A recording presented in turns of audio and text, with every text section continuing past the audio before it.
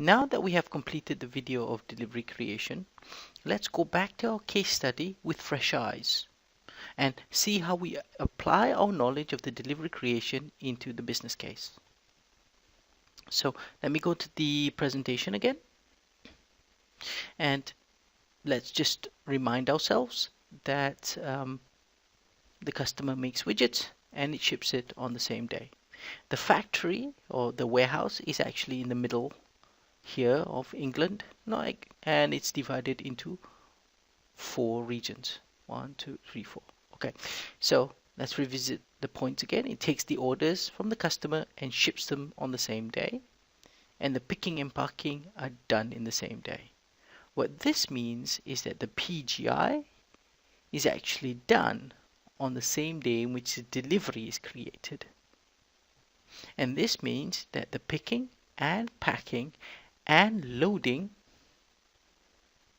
the lead time for that, or the time it takes to do all of this, is 0 days. Yeah. Now, important here, 0 days means that all of it is done within a 24-hour period. Yeah. It doesn't mean that it doesn't take any time at all. It just takes less than 24 hours to prepare. So it's simple. You create the delivery, and on the same day you do the PGI, because your picking, packing, and loading is done in the same day. So we now have the issue of the cutoff times. So as we said, we have 4 regions here. Now the cutoff times could be different, and what we are going to say is each region, so up north, we want to create these deliveries first because the route is longest. So we have to create the delivery here at 2 p.m.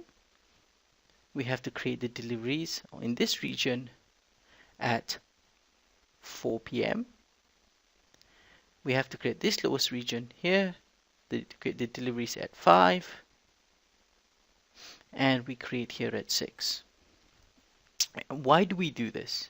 Well, what we do is we create the deliveries in the most northern region at 2 because we want to PGI it in such enough time as it has enough time to arrive at the customer the next day. So let's say, for example, it takes 5 hours or 6 hours to, let's say it takes 12 hours to arrive, then you want to create the delivery at 2, maybe do all the picking and packing by 4, and then have it leave the warehouse at 4. And then because let's say it takes 10 hours to arrive, it might arrive the next morning, for example. Now, in the delivery in the middle section here at 6 p.m., it might be again, it takes, let's say, 3 hours to do, but because it may only take an hour for it to arrive to the customer, or 2 or 3 hours, then you can create the delivery later, you can process it later because it takes less time to ship it to the customer. That's why each region has a different delivery creation time based on how far they are from the warehouse. And what we would do is in our batch job, we would create the deliveries based on the route. So let me just make a note here. So the batch job will be created by route. And what this means is, at a particular time before 2 o'clock, before the cutoff, you would run ATP, and then you would run the batch job that creates the deliveries only for a particular route. And then at 4 o'clock, you run ATP again, and then you create the deliveries only for the route that is for that region. And that's how you would do it. Now, the question is of ATP scheduling. You could have ATP or not. You could have rescheduling or not. That's based on the business case. By default, as just a best practice, I like to just run rescheduling every single time before I create the delivery. It's nice, simple, straightforward. Again, look how the business wants to run it.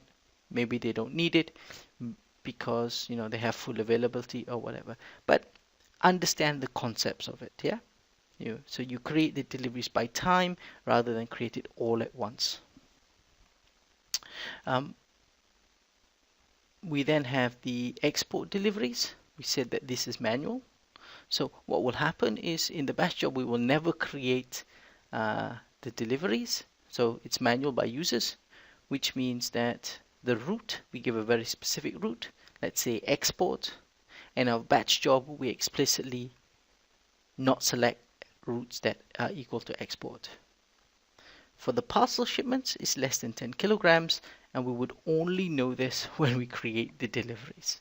So obviously, for all of these routes here, every time we create the deliveries, if we know that it's a parcel shipment, the route will now become 1 day. If it's less than 10 kilos, based on our route determination logic, which also means that we want to recalculate our delivery deadlines. And the reason is because it now takes longer to arrive the customers, the delivery deadlines and the delivery due date becomes longer. Yeah? So in the configuration, we want to say if the route changes, recalculate the delivery deadlines. For shipments, we will talk later, but that is how we would, that is the business case now we've gone through for delivery creation.